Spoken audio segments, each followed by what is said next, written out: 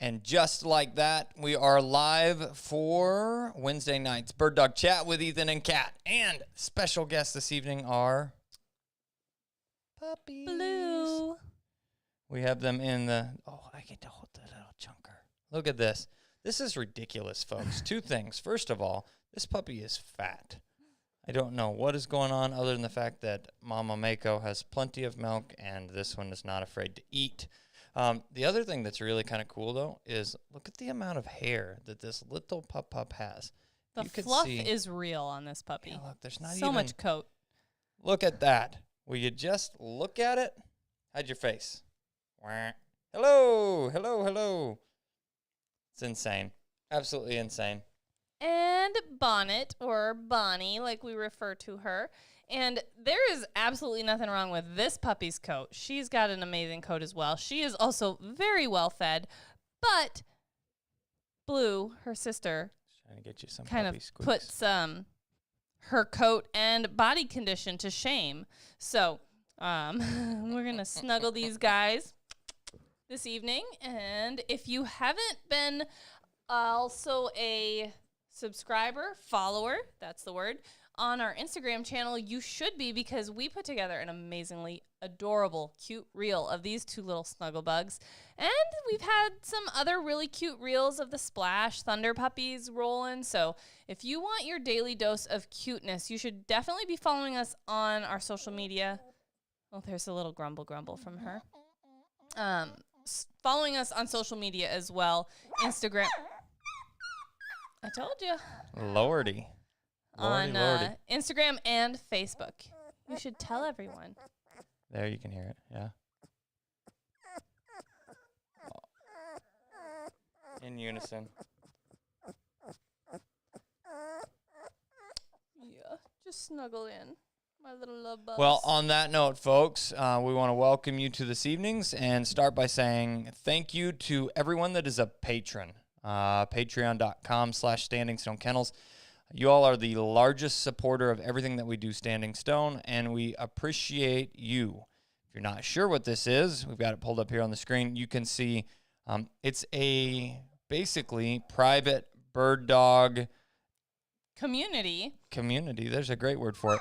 We have a wall. We do post things on occasion, like how to get your bingo cards. If you just click that link, the link never changes. I just update it on occasion. It allows you to play Birddog Chat Bingo, which is basically marking off random little quirky things that Ethan and I do throughout the chat. And this evening you have an opportunity to win a puppy training starter kit, which is going to include things like a puppy collar, clicker, treats, treat pouch, nail trimmer, styptic powder. Oh, what else is on my list of cool things? Toys, chews, and treats. So we'll put that fun little kit together for whoever wins the Birddog Bingo chat tonight. We did this all in the spirit. You got to hold them together. They want each other. They want to be cuddled together. They were real quiet together. They were. Oh, there you go. Twist my arm just a little bit harder to cuddle two puppies at once. So this evening, and the reason for the giveaway specifically is I kind of jumped off of their patrons. What you are set up, first I'll finish this thought and then we'll move on. The patrons get the opportunity to get assistance in training. We have lots of different options for anybody that is interested in training their dog themselves. We strongly encourage that, though we do run a full breeding and training facility here. The doing it yourself is a very rewarding process, and that is why we create all of the videos online so that you have access to the information you need. Now, granted, every dog is a little bit different and can take a different path, or you just need a little extra help because you're making mistakes you don't even know that you're making. And that's where the Patreon community is set up, that you can ask us questions all the way through different levels of help up to weekly check-ins with a video chat that I will actually tune in with you. I do, and there's several patrons here that know that on occasion I might be late for a meeting, but not very often, okay? And I can sit there through a training session and actually give you direct feedback on, ooh, stop doing that, or hey, do that again. That was awesome. So it's all in a way to help you. It's all set up in a way to be able to help you to be a better dog trainer. And every dollar that we make there goes back into supporting additional content and the lives and the resources that are there to help you. So in a way, you're giving back and receiving at the same time. Ha-ha. Never mind. So I've digressed into a hole so deep, we're moving on. The hole is gone. But moving on to tonight's topic of spring training and updates. So we have hit spring training full force in the sense that we are prepping, training, and running dogs through hunt tests. And our last hunt test, or our first hunt test, of the year, yeah, was last weekend. And we are going to be rolling into next weekend's hunt tests next weekend. And so we're going to talk about that a little bit tonight, as well as we have a spring training sale we're going to be talking about.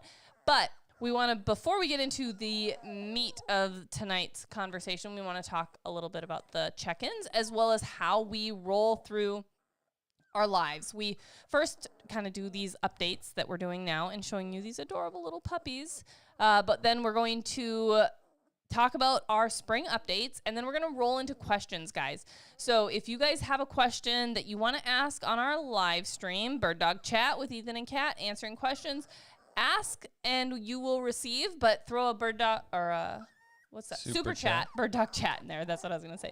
A super chat. If you've got a question that's just burning a hole in your pocket, we will get to it first because we give priority to those super chats. But let's do some check-ins and then get into our topic, and then guys, be checking your Birddog Bingo cards as we go, and then we will start answering your questions.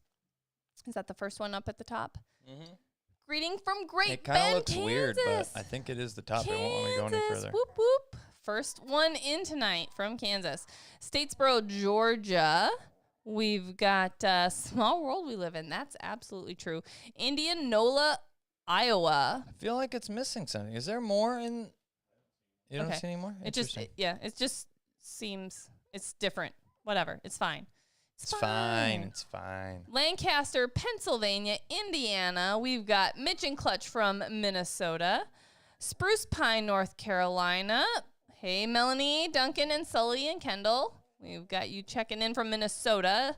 We've got another Minnesota from Aaron Mumblew. Nice to see you. Annie, you couldn't be here in Pretty Prairie checking in. So Ankeny, Iowa this evening. That's awesome. Southern California, you are a very well-traveled lady, I just have to say, Annie.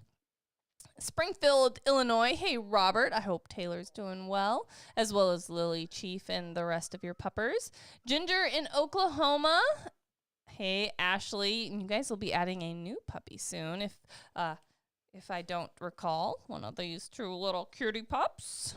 We've got Kathleen, Justin, and Zeke in Atlanta. Hopefully I'll be making a phone call to you guys soon, too, for pups. Chesapeake, Virginia. We've got, there's a question, it looks like, rolling in already. Hey, Miss Kelly, New Jersey, with Mac and Jax as well. Fat and sassy, that they are. They have not missed many meals. We've got Michigan, whoop, whoop, Massachusetts. I am not getting another puppy. Ethan would disown me.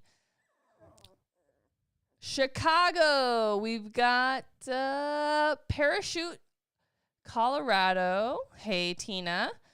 White City, Kansas. Whoop, Kansas representing tonight. I love it. Caleb and Chesney, Three Oaks Kennels. Nice to have you on again. New York. Hey, Sierra and Mark. How are you guys doing? Oh, she has her first hunt test this weekend. Let us know how it goes. I'm excited. Heartland, Wisconsin. Indiana here. Lincoln, Nebraska. Central Texas. Carrie,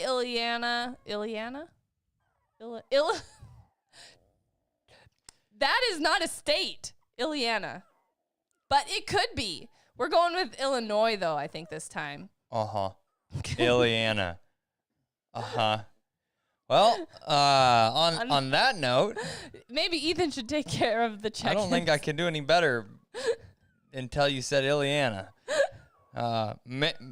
Minnie Hattarana, Kansas. Of course, Dawsonville, I'm Georgia. never going to live that one down. Northern Michigan. Des Moines, Iowa. Dongala, Illinois. Illinois. Mount Vernon, Washington. Whoopsies. 7 and a thank you from Alex Abrams. I appreciate it very much. Very, very much. Do you have a question in there? Make sure and throw a question in there if you got one for us. Just a hi from Massachusetts and thank you. Yep. Appreciate it. All right. So coming into topics for this evening, we got to talk about spring hunt tests. What we are running right now is AKC hunt test. We will be also running NAVHDA tests. And by we, I mean Charles and I have been running dogs. We've been going back and forth with availability. This is something that's new to me and goes deeply against my inner soul of running dogs. I think it just taps right into that control freak category, okay? First of all, I'm pretty good at running hunt tests. That's just honesty. It's not a bragging statement. But in that, I feel like the hugest portion of what allows dogs to do well at the higher tiers is to have a ton of consistency, okay? We do these things, and I always say these words, but it's not 100% the case, though it's got some truth factor in there. At the highest level, I need them not to think. Don't think, just do what you're asked, and you will do fine. But when you start thinking is when you make mistakes that ultimately get all of us into trouble. So to break down just briefly, master hunter level, they have to stand, point birds, and stand steady through wing, flesh of a bird, shot of the bird falling down, and then you have to go send them, fetch, to go pick up the bird, and they have to deliver it to hand. So they have to do that sequence every time they encounter a bird. Then they also have to back and honor essentially, but point the other dog in the field and watch them go through the same sequence every time that they get the opportunity. So I would say best case scenario from a potential of a passing standpoint, you would get one bird and one back. And that's usually not how it happens. You usually find multiples and get multiple backing opportunities depending on how the bracemate does as well. All of that being said, we ran Thunder and Allie and Piper this weekend. And we got a pass on all three of them. So Charles handled Allie this weekend, got one pass, and I handled Thunder and Piper, got one pass each on them. So straight Doggos away, 50%, yeah, which ain't bad odds. No, it's pretty good, especially for the first weekend. Yep. But straight away shows that Charlie is more than capable of handling the dogs because he got just as many passes as I did. So, and I want to talk about so what you mentioned was consistency, and yes, that is absolutely 100% important, as well as the level of respect that the dogs have for the handler. So Kat just randomly grabbing the dogs and running them this weekend would not go over well. I haven't been working with them. I haven't been training them. So that is something that would lack consistency, as well as a level of respect for me, because I haven't been training and handling them and having expectations for them. I've just been snugging on them when they've been home. But Charles has been handling them all fall, spring, whatever you want to call it, and yes, El Tesoro. So they definitely have an understanding and respect for him.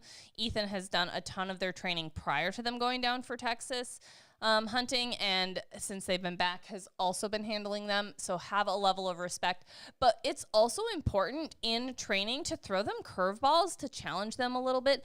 This is when we do crazy things like run flushing cockers in front of them, or run 3 or 4 dog braces at the same time, randomly throw in a non-steady dog to handle with them, so that they can say, hey, this random unpredictableness could happen in a test, and I still need to handle to the expectation of level to steady to wing, shot, and fall that we have for them. So consistency is important, but also not making the training so routine that they get used to it and comfortable with things, and not ready for something that's unpredictable that could happen. So there's my 2 cents on that. No, 100%. And what we try and do, as we kind of navigate through this conversation. We run, it's kind of a magic number of 3s. We use 3s a lot in dog training, but we'll say the dogs have to be steady and on 3 different pieces of property. Now, typically on home grounds, we didn't see this week, which was a little bit surprising. So it's good and bad, if you will. They typically get really, really comfortable on home ground. So they make virtually 0 mistakes at all. It's just this like perfect, flawless little run, which is bad. If they aren't making any kind of mistakes, it means that they understand too much what is going on. And if they understand too much what's going on, it doesn't mean that they're ultimately prepared for the testing event, because they'll understand what's going on there where we can't use e-collars, and if they make mistakes, they're disqualified. So it's a big ask. And what we've found, though, is steady in more than 2, so 3 or more locations, drastically increases our odds to have the ability to pass at the actual testing event. Now, all of those things that I mentioned, the dogs have to do without e-collars on. So it is a big ask, and they are trained to a very high standard, a very high level. So you mentioned the magic number of 3, right? Mm-hmm. And I don't know what it is about 3, but it is kind of a dog trainer's magic number. And so last week, our store manager for our online store, standingstonesupply.com, was out on vacation. So awesome for him to be able to do. We like to be able to provide that opportunity for our employees. But that means we, Kat, Ethan, and primarily Kat and Dustin, actually, our videographer, he stepped up a little bit. We were rolling Dustin, jack of all trades. Yep. We're like, you could punch out a couple name tags for a collar, and a couple turned into like 30 or 40 or 50 collars he stamped out this last week, which made my job a little more efficient. And anyway, you received a flat collar this last week. It was punched out by Dustin, so a big thank you to Dustin, and we say thank you for the order. Yes, absolutely. But I was talking to somebody that called in, had some questions about bird launchers, and they were asking, well, how many bird launchers do I need? I said, well, like they're an investment. I get that. I said, you can't do it really well with 1. Could you get by with 2? Yeah, probably. I said, but our magic number that we train with is 3 launchers. We set up a 3 launcher course. We've tried 5 launcher courses. It's not necessary. It's too much. The dogs kind of get turned around in them, / it's hard to keep track of personally where 5 individual launcher spots are. And it seems like the dogs, they like, I don't want to say they peak in a session, but definitely like 3 is a magic number, and too many reps ends up getting greedy in your training session, and it's not necessary most of the time. Sure, there's exceptions to every rule, but anyway, I was talking to them and said, 3 launchers, so that kind of was your magic number of 3 rule on 3 different grounds and things like that. That is definitely applicable in lots of different situations. So 3 bird launchers was my go-to answer for them. And if you didn't know, we actually do have DT Systems bird launchers in stock available. Buy them now while they're hot, or wait until we have an online sale, because we are going to have an online sale coming up here pretty soon. Excited about that. I am. In April, we're going to do an online spring sale, because everybody's getting ready to roll into spring training. So... did you like my little segue? I smoothly inserted that. It was way smoother until you pointed out that it was smooth. But the way that I like to talk about bird launchers, because we're on that subject a little bit, is 1 is better than none, 2 is better than 1, 3 is better than 2, and 4 is not necessary. So you go kind of back into the category, you're probably better off with 1 than 4. Now, all of those things, we have the dogs, and what we're trying to do right now from a consistency standpoint is this week, Charles is driving forever away to run them in a double-double. So that's an event where we'll get 4 opportunities for the weekend for each dog. Normally, you are getting 1 opportunity per day, and how it breaks down is you can run once per club per day. So they put 2 clubs together in the same event, and then you run on opposite fields on the opposite side of the road or something like that, depending on how it's set up. So you get 2 opportunities per day for 4 big weekend. Long story short, this week he is handling all of those dogs. I'm doing none of the handling and training. I'm handling all of the brace mates. So that kind of helps to set the stage for Charles's handling this weekend. And I believe I will handle next weekend. So again, we'll flop. And it allows us to kind of continue to build a... Let's just call it we'll flip, because I don't like the sound of we'll flop.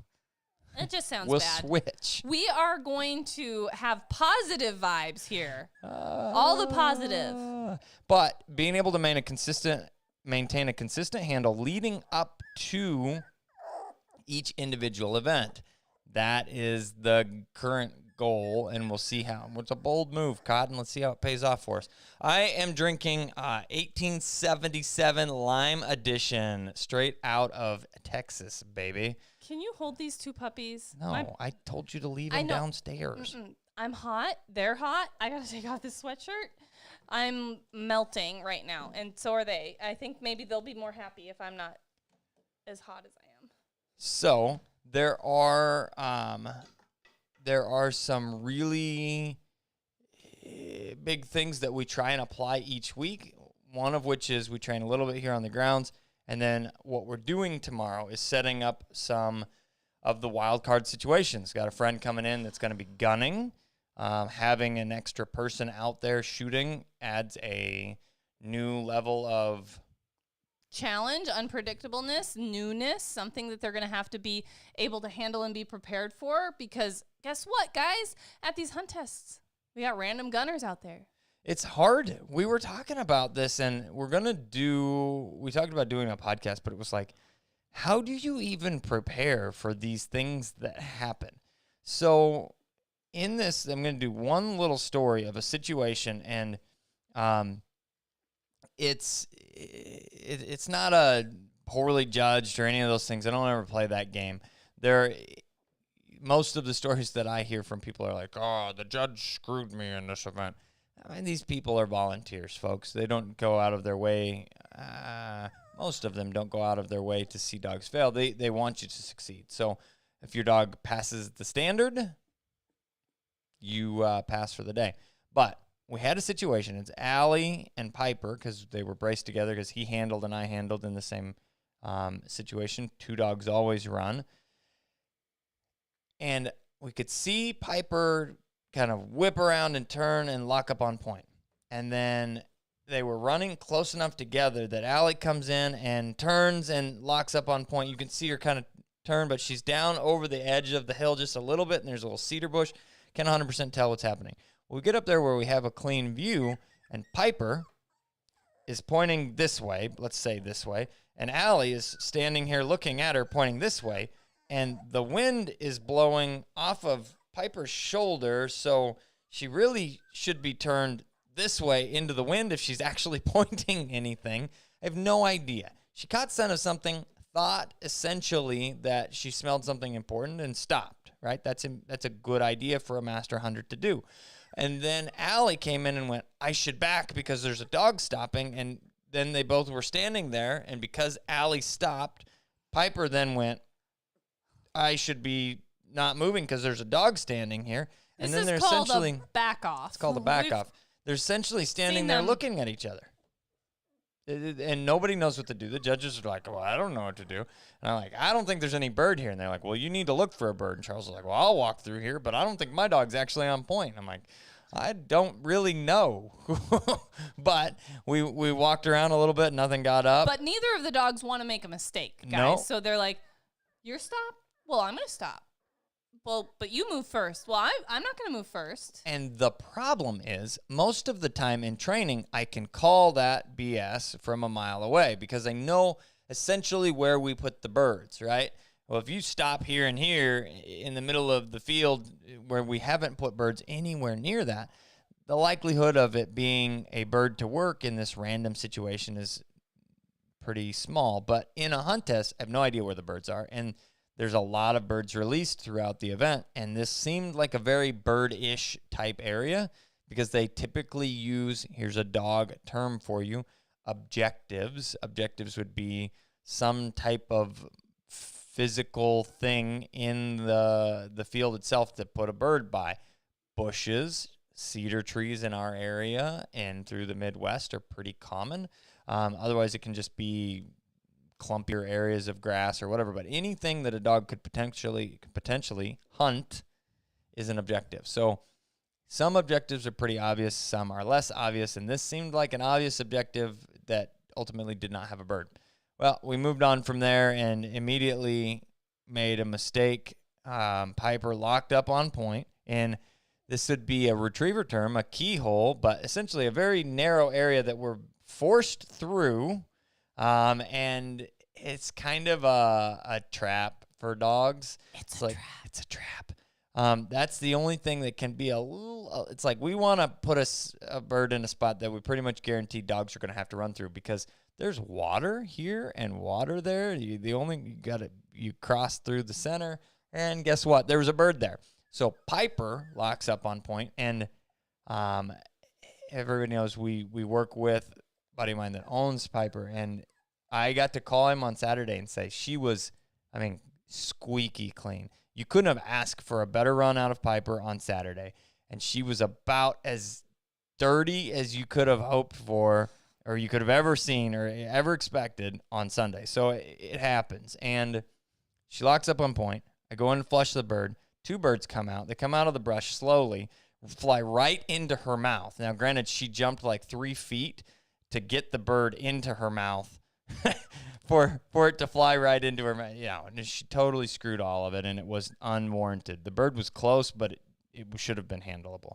And then all of that caused Allie to also move, and thank you. We were both pretty much done there. So, long story short, random things happen that aren't really easy to replicate or set up. So the more variety that we can add by training in new areas and quote setting unquote up stuff, bomb-proof, we can make the dogs prior to the hunt test. Bet the farm on them, and it's the more that we can add into training, the better. So I will purposely try and push birds at dogs, give them the opportunity to try and grab them, and realize that's not a great idea. And ultimately, they're bird dogs, so they're going to want to try. But tomorrow's variety dish that will be handed out to these dogs is a bunch of Kansas plum bushes. Most of these plum bushes are pretty small, so we'll be able to walk kind of through them to flush birds out. But it adds the variety that it's adding is a height variance, as well as they won't be able to see what's happening on the backside. So it's going to encourage movement, which they will get handled for and not allowed to do. So it will be an exciting day of training in the morning, and we can keep you all posted. If you check out the story, I bet you'll see a handful of little videos on the story post tomorrow from that. The story on Instagram. Instagram story. Yeah. Yep. If only there was a tool that would say post to all, because I think I can create YouTube stories, but I don't know what they call them. You would probably have to just video it on your phone and then upload it to all the different platforms after the fact. That sounds like a lot of work. It is. That's what content creation is, man. We need to hire a poster. Like their full-time job is just to post content. Follow you around with their iPhone. No, I would create the content. They would and just then you just hand it off and be like, post this. We need a poster. A poster child. Perfect. I love it. Right now, that's just me and Kat. Right now. The girls do a fair number of posts. Story posts. Don't discredit that. 100%. On the social platforms. If you follow them, stuff that's happened in the kennel, cute little doggy stuff, training sessions, absolutely. They're doing an amazing job. They are doing a lot of that. So any other spring updates? I mean, obviously there's puppy things. Check out our social media if you want to see some cute Splash Gunner puppy updates right now. They are 4 weeks old and adorable. And then obviously we've got Mako's puppies here joining us this evening. Mako and Thunder. There's 2 of them, Blue and Bonnie. And Blue is crashed out on my lap completely. No, crashed out, like gone, asleep finally. And I think Bonnie's close, laying her head on the... You can't really see it, but she's like trying to sleep on the counter. No, that's the one. Yeah. Yep. She's like, I'm going to fall asleep right there. And Kat said the old tried and true G&T, baby. Actually, it's a VNT. Oh, Snapdragon. I'm out of gin, so I had to sacrifice.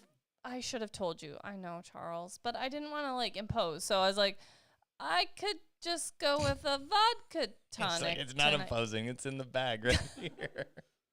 Well, dang it. Anyway, so until I get more gin, we're sipping a vodka tonic. But and we will be doing, like I mentioned, half mentioned before, a spring training sale on Standing Stone Supply, as well as that will include our online course, which is our puppy training versatile dog course. I am hot on it, working on the lab.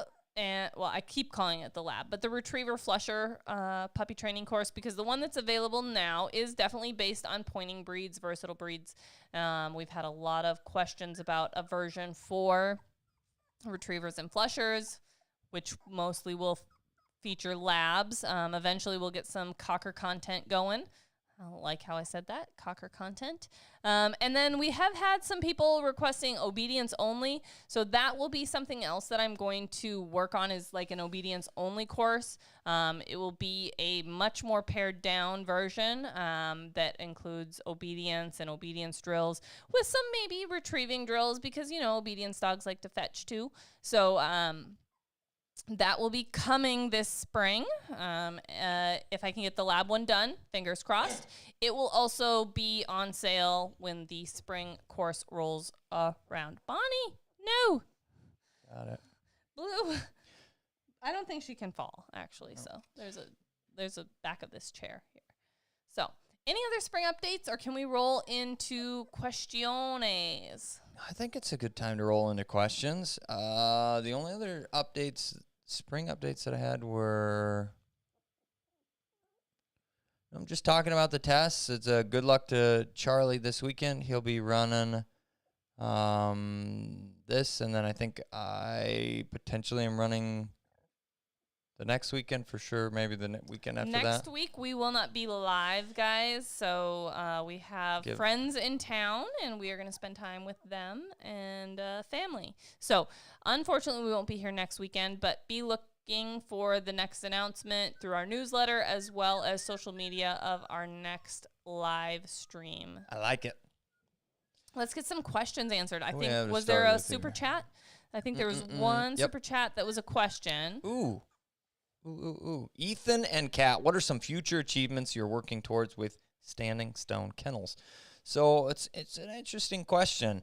Standing Stone Kennels has morphed a lot over the years. Originally, it started as Kat and I training dogs and breeding some Shorthairs, and now that's grown into an awesome team that helps with a good portion of the training that happens here. We do still breed Shorthairs, but we do a few more litters than we originally did, which is still a very small number. I think we'll do 8 this year. Is it 9? I think it's 9 scheduled. 9, but one of those will go home after the first of the year. Yes, that's true. So, like, if you're talking about litters that puppies will go home in this year, it will probably be 7 or 8. Mm-hmm. So then the next portion. And one of those is the Mako litter, which is very these small. 2 little cutie pups. Mm-hmm. Yeah. So. But I would say the biggest things that have grown over the years is the education portion, which is essentially Standing Stone Media. We've taken on moving into a couple new clients that we're actually doing the media work for as well.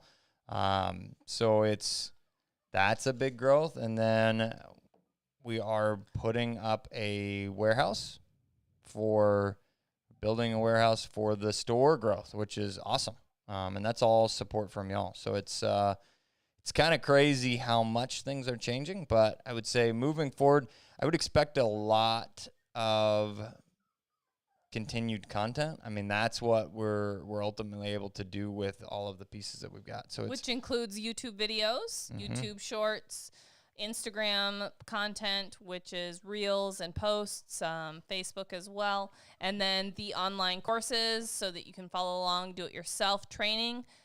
continuing to add options and courses to that, which includes, the step-by-step versatile dog training that's out now, and then the step-by-step retriever and flushers, the obedience only. We're going to put together a trained retrieve one, steadiness one, and a med kit / dog triage. Hand me that bad boy.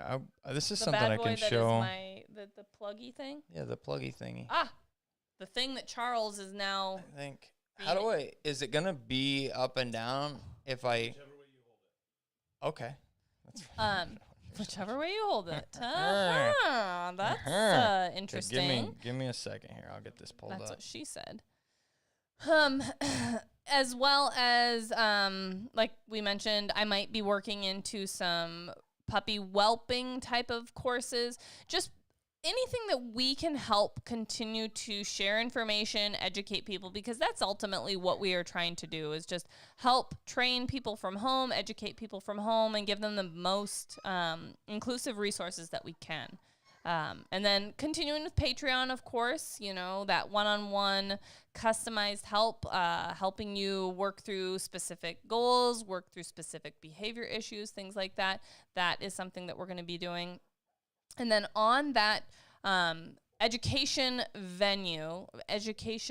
theme, we have seen a huge need for people that want to learn more about hunting and how to hunt. And, they've got this dog and they've invested a bunch of time into training this dog. And ultimately they want to utilize this dog for what they've been bred for, what they've been trained for. Who is this dog? Everybody's got a dog like this.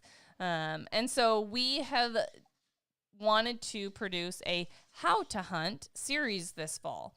And that's what Ethan, I think, is about ready to pull up the really cool promo that's been put together. These puppies are squeaky. Oh, audio. Audio. Let's see. If it doesn't do audio, we'll redo it. Let's see. Is it? Are we better off for me to send you the file?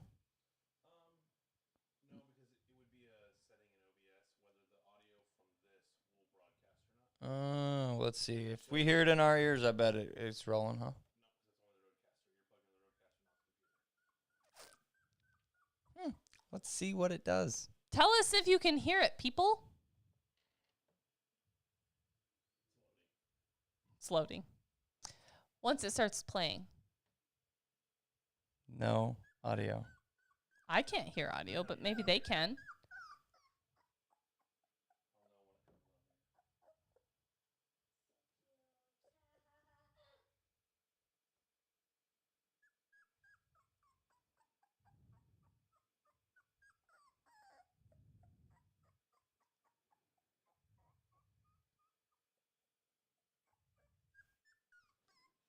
No audio. We got a confirmation. Stop.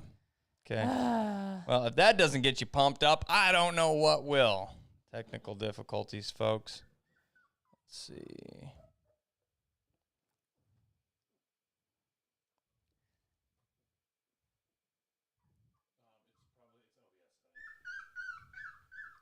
I don't know. Would we have to basically pull audio? We'll figure this out later, but I wanted to show y'all somehow. I don't know what to do. On OBS.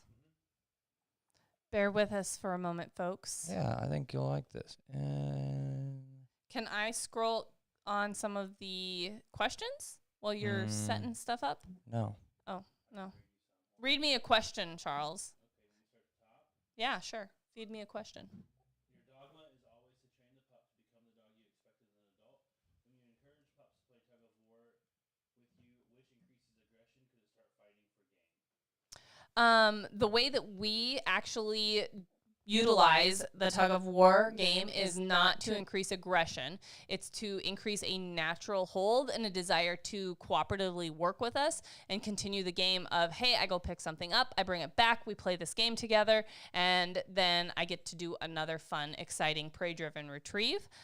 We monitor the dog and evaluate as the training session is going how they're reacting. If they're getting too excessively aggressive, quote unquote, and shaking and too enthusiastic, will help settle them down, calm them down. Oh, calm down, puppy.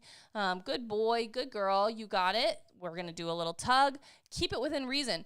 Every dog is going to be different, and the level of stimuli you apply to that training session, the amount of tugs, the amount of shakes, the amount of excitement is going to vary depending on the dog and their natural drive. If they've got more drive, it's going to be less tugging, less shaking, less killing it, and just continuing to condition and praise them for a good hold, bringing it back, a little bit of tug, and then, sorry, honey, and then if you've got a dog that lacks drive, lacks excitement of the retrieving process, lacks a little desire for retrieving and prey drive, you're going to want to spice it up and make it more exciting, so they're going to want to continue to play that game. So you're going to vary this level of tug, level of excitement that you're adding to these retrieving sessions based on your dog. And you can always ask us on Patreon, how to move forward, what you're seeing out of your dog. But it's always...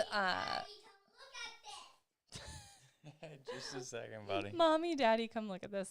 Aiden's watching a YouTube video, and he wants to share whatever he saw that was very exciting. It's kids friendly. Oh, he's bringing it to us, actually. Let me see. Show it to Daddy. Show it to Daddy. I got puppies in my hands. Puppies. Oh, puppies.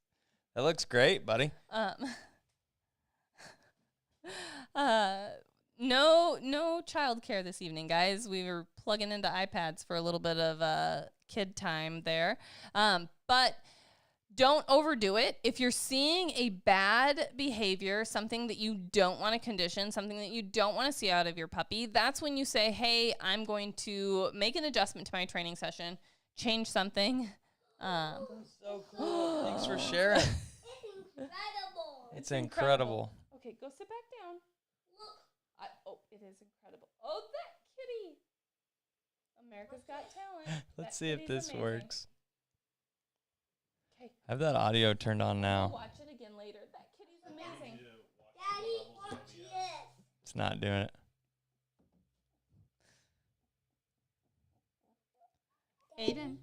Aiden, honey. Okay. The kitty was incredible. We'll watch it with you later. Go sit back down and watch it yourself, and then we'll watch the Kitty's Got Talent later. Watch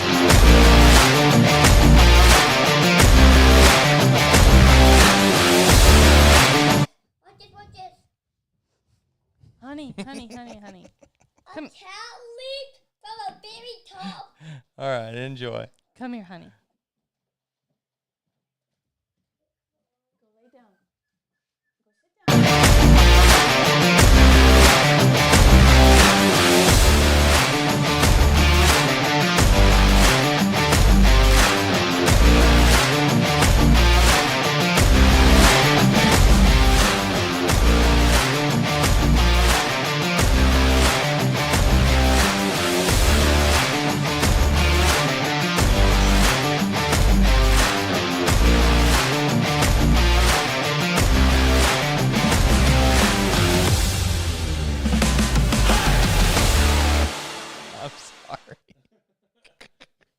Sorry, hope you weren't watching with AirPods because your You're ears now deaf. are. Yep. We've got hearing protection is actually available on standingstonesupply.com that will protect your hearing as well as amplify things when you now can't hear. It will protect your hearing from the next time we try and play a video from our phones in a live chat. Whoopsies. Fantastic. All right, let's grab another question here. And we need to get you mic'd up Charles. for the future.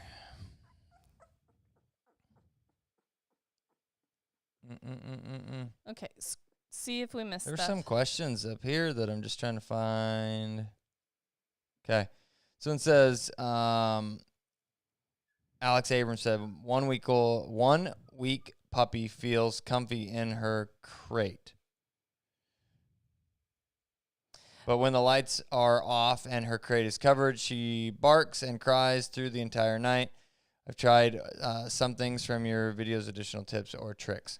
So this is one that's really, really dependent on the individual dog. Okay. The big things to try. It sounds like you've tried the covering the crate and Lights off, quiet. and quiet side of things.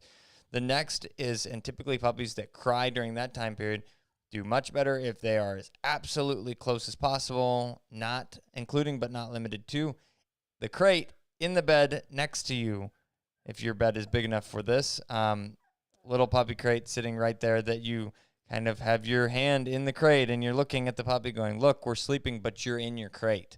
And We're then right you can, here, comforting Yes. by being present. most of the time, the puppy crying is due to the fact that they are just not excited about being split from the litter. I mean, it's the first time that this is happening. You are their new quote-unquote litter or family, right? And they want to be with you as well. So it does take a little bit of time, more time than others, more time than other times.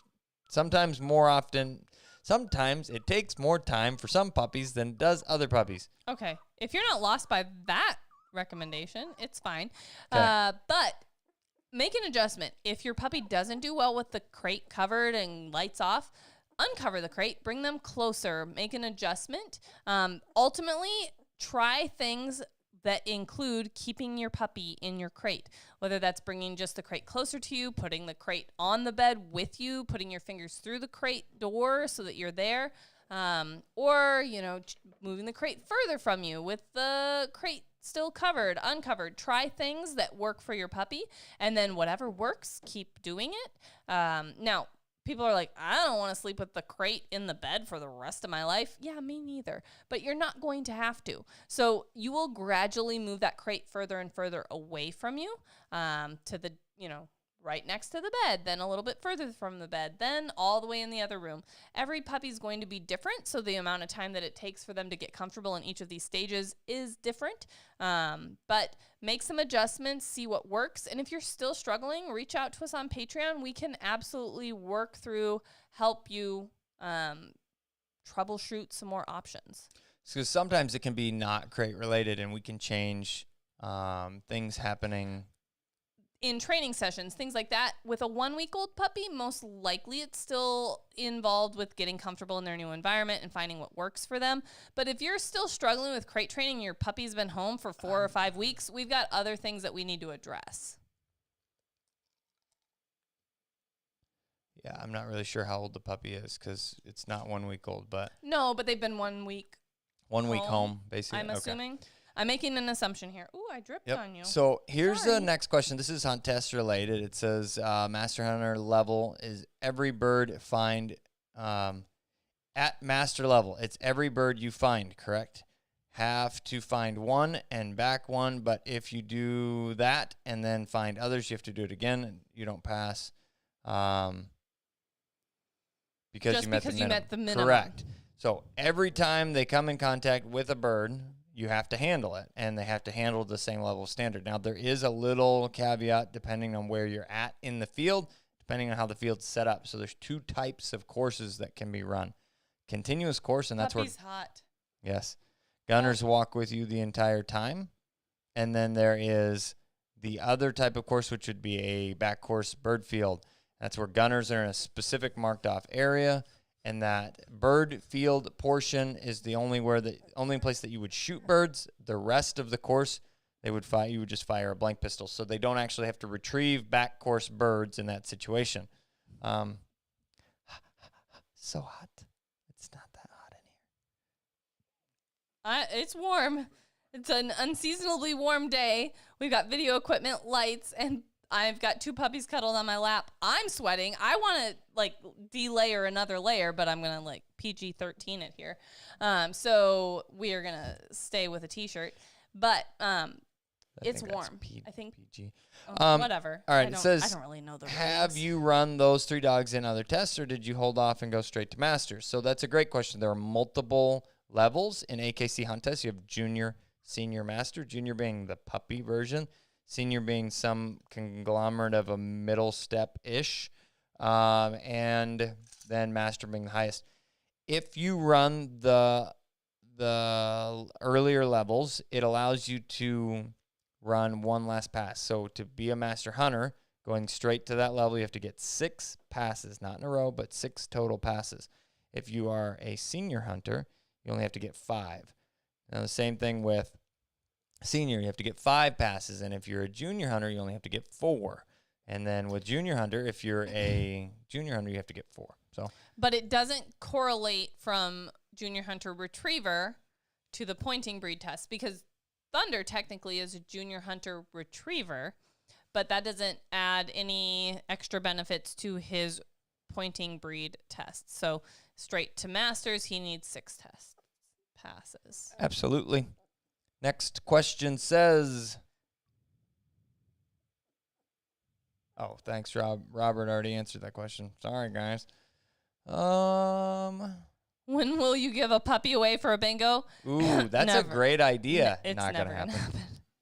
We are very specific to where our puppies go. So we like to have conversations, make sure that, you know, everything that's in our puppy purchase agreement you're okay with. So they can't just go anywhere. Let's see. You're judging there. Where are you judging? Kentucky? That's where Charles is headed.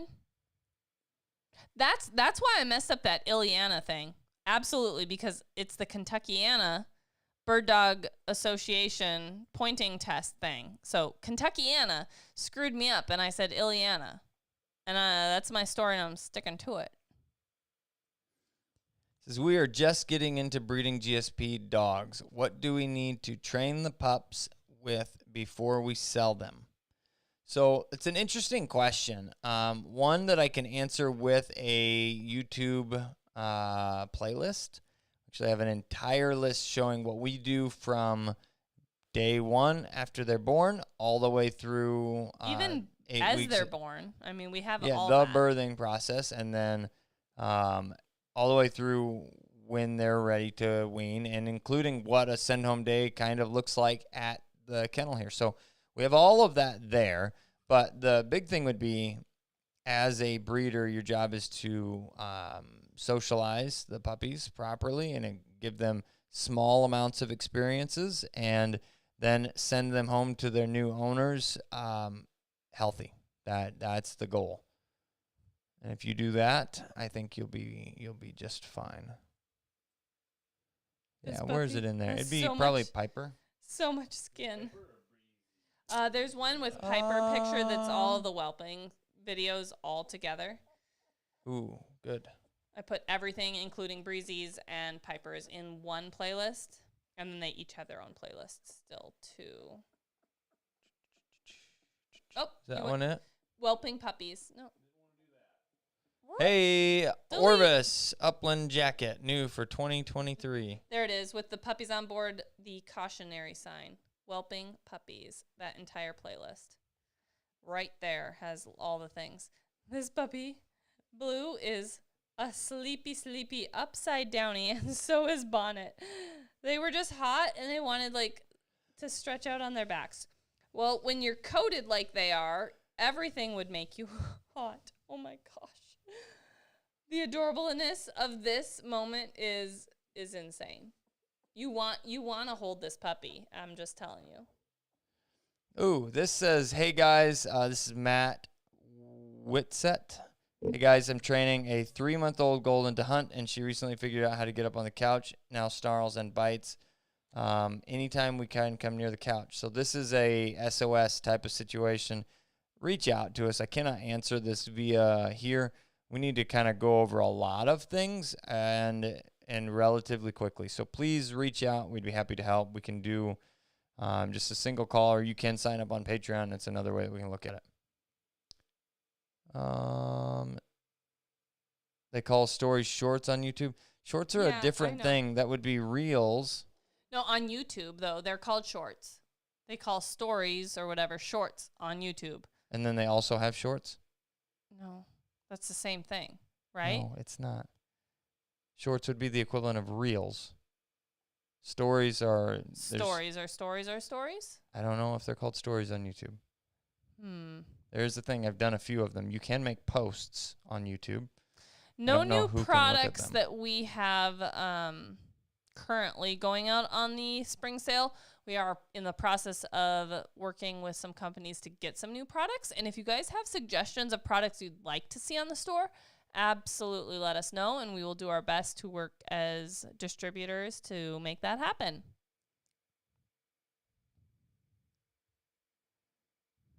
All right, let's look this one up. It says, do you think microphthalmia, is that how you say that? M-I-C-R-O. Microphthalmia. That's how I would say it. I don't know what that is, but we want to know if it would be a severe issue for a future hunting dog. Well, once we figure out what it is, we will answer that for you.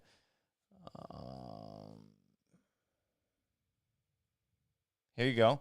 How do you discourage a dog from catching a bird that is flushed close to them or at them? Would you, would the same training correct a dog when it is breaking to take out the bird on the ground? Yes, essentially. We just have to stop them in the beginning stages of that process. You find it? Okay, what do we got? We'll finish that. Sure. Finish your sentence, and then we'll go back to microphthalmia. Pull it up. Phthalmia. Pull it up. Bigger. Make it bigger. It's an ocular disease. Obviously, I can't read it. See it here. Let's see. Encompasses vision impairment that lead to slight severe loss in vision. All right, I've seen dogs. Is it both eyes, partial or complete blindness? It has to do with the size of their eye. Okay. So it's like not developed all the way. One eye. This is literally, honestly, nothing that we've ever experienced, seen, or dealt with. So it's a great question. I feel like we don't probably have enough experience to truly answer that. We have dealt with dogs with slightly impaired vision or, It's pretty insane what they're able to do. blindness, but a lot of times they can compensate. We got a dreamer here. Yeah. Grandpa could find and point birds, and he was blind as a bat. So Yeah, so it definitely depends on their level of impairment, what they're expected to still do. is it going to be a severe issue? It's going to impair them, but at the same time may improve their ability to use their nose, which would make them potentially a better tracking dog and good still at finding birds. So I would say find if out to the level of this is your impairment. dog, yeah, we can look at that, but I think you've got a chance yet. All right, so working through the how to correct that. Essentially, in the beginning stages, we have a couple different levels that we move through. Well, I think two specifically. Stage one would be standard handling. Let's call it three because it's more. If you watch, we have a playlist for this as well, but there are videos that we show the entire steadiness process. And in that, we show that we teach with very low amounts of pressure, more repetition. And we make it simple. I was talking about that, I think, last time about the birds coming up behind us and different things of that nature. Then throwing them all the way up and around them. And ultimately, we develop the steadiness portion. Then we kind of put them in situations and we utilize some collar pressure. If you break, we're going to handle you. And then when we move into the end stages of prepping for actual testing, then that's where verbal and physical handling are the answer. Now that sounds nasty to say physical handling, but it means things like picking the dog up and setting them back, and the all the way back if they break is not to the point, but for example, push the bird at Piper, let's say in this example, and she goes for it.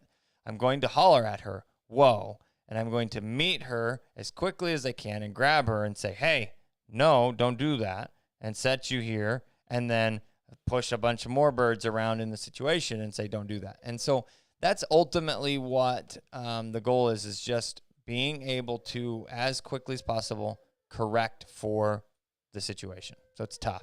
And then set them up for more opportunities, and then typically you're in the situation where they have the ability to say, I don't think I should do this. So let's see here. Which bird launcher on your site would be good for pigeons as well as quail? 500 series, that's what we use 99% of the time. 700s is the only thing I would get. The only reason I would get a 700 series launcher is if you are looking to put pheasants in them.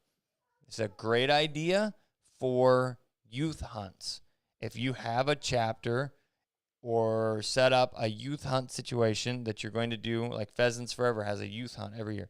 If they put all of the pheasants in launchers, it drastically cuts down on the level of potential accidents and issues that can happen. So we have a pheasant in there. The dog points it. We can get everybody set up, including the little child ready, almost more like a trap station, but then a bird comes out. Okay, so it's a good one. Look at that. We've got a few in stock. We try and keep those in stock for y'all. So it's definitely one of those things that the 700s are for big birds. Everything else fits in a 500. Oh, I need to sing a made up song to Kat. Somebody's getting close to a bingo or something. Let's see here. So where should an 8-month-old GSP be at in training? I know it probably varies, but do you have like a guide or a rule of thumb? Absolutely. We have an online training step-by-step course that literally goes from 8 weeks to a year old. It can be followed by any age of dog, but it gives you those breakdowns of this is where your puppy should be. If you've started at 8 weeks, putting in the time, and you can follow along with that, kind of check the boxes and figure out what your puppy's holes are, what they're missing, and fill in the blanks. And definitely it does depend based on the available resources that you have, whether that's time and equipment and birds to train your puppy. But it also depends on even time of year, like where could your puppy be at 8 months. So Hex is rolling up on 8 months here pretty quick.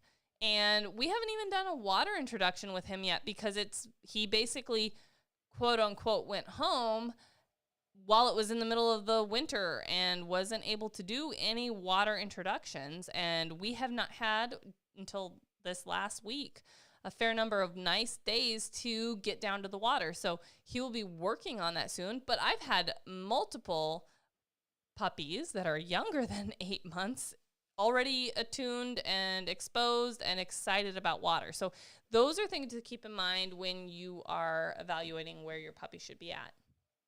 This one says, I lost my year-old Springer. Vet said she had something like an autoimmune disease. I'm sorry. Have you ever heard anything like that? I definitely have. We haven't experienced it firsthand, but I have heard of things, and I do want to say very sorry for your loss. It's never easy. Hopefully you have a little better luck with the next dog. Year-old is a really, really tough time to lose one. What age is a good age to start force fetch? Maybe it's 15 months old, and I think she's about ready. So formal retrieving work. And the reason we don't use the term force fetch, even though the process is similar, I really feel like it paints the overall picture and mindset that you approach the situation with. So formal retrieving work, a trained retriever, conditioned retrieve, more words that I would like to hear used, because ultimately what we're trying to teach them is that they can fetch on cue and shut the collar off to do so, and then hold things. That is it. Now, force fetch, the process is the same, but again, I feel like the mindset that you take to the situation is different. Force fetch, I'm going to make you do this, and if you aren't doing it, gosh darn it, I'm going to make you do it. And the way that I like to approach it is, you're not doing this. How do we help you through this? Now, at some point in time, there is going to be a push. There is going to be pressure involved, and it's different for every dog. But ultimately, if we hit a hiccup, it's not, I'm going to just push you through this. It's, can we get a new something to kind of help you? How can we get creative with this? And ultimately, again, how do we help you to get better through this process? And I feel like if you say formal retrieving work or a conditioned or a trained retrieve, you're already in a better place from I'm going to help teach you how to do this, not I'm going to force you to fetch better. Darn it. So 15 months old is probably plenty old enough. We typically start anywhere between 8 and 12 months, depending on the dog. I would say the average Brittany is a little bit slower to mature and develop, so 15 months is probably a perfect time to get rolling. This thing. Yes. Guys, this thing is alive. Just a sleepy, fat little hot puppy. It's ridiculous. She's so hot. Can we keep her? Sorry, these 2 puppies are spoken for, Ethan. Don't tempt me with a good time. What? Uh-huh. Spoken for. I had to make sure that the puppies that are on the ground are 1,000% spoken for, so there is no temptation for us to be like, yeah, we could keep a puppy right now. Why not? Glitch isn't 6 months old yet. We could do it. No. Have your dogs shown in any confirmation events? Ours, personally, no. But Charles, if you had a microphone, you could say, yeah, my dogs. What? You answered? Oh, we missed that. Aw, dang it. Who owns Sprague now? He went back to Riverstone, where he was bred, and they found him a home. So we don't actually know necessarily exactly where he went. Oh, my gosh. Like, this is just insane to me. I'm just, like, snuggling this puppy. Oh, what's the time zone difference with you and your buddy that's overseas, Nikolai? I don't know what the difference is, but I usually do calls with him between 11 and noon here, and I think it's roughly, I don't know, you just Google search what the current time is in Norway. Yeah, we've got a small monster somebody's got a lander in bingo. right now. Ooh, bingo, bango.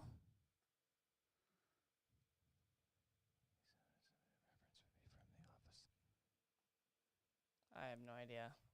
I haven't been paying attention to myself. 2:36 a.m. So what does that mean? It is 6 hours difference? Yeah. Because I would say because when he did his live with you, his family like set alarms and got up so that they could watch it. It was so cute. They were all there watching their boy on the TV. It was kind of fun.